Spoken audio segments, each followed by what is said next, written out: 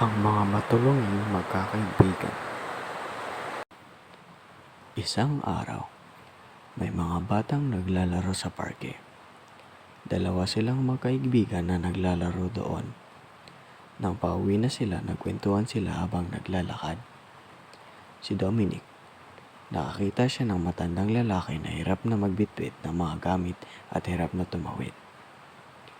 Sinabi niya sa kaibigan niya na tulungan nila ang matanda tumawid at magbitbit ng mga gamit ng lolo.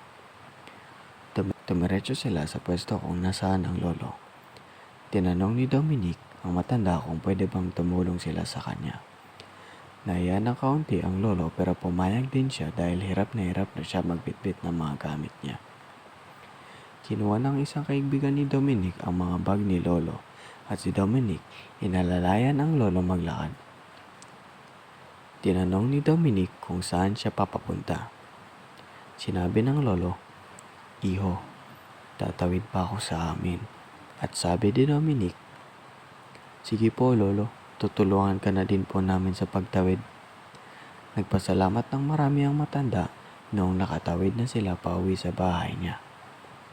"Maraming salamat, iho." Sabi ni Dominic sa matanda, "Sige po lolo, ingat po kayo." Inabot na ng mga kaibigan ni Dominic ang mga bitbit nilang gamit para sa lolo. At nakauwi ang lolo nang hindi masyadong masakit ng kanyang katawan.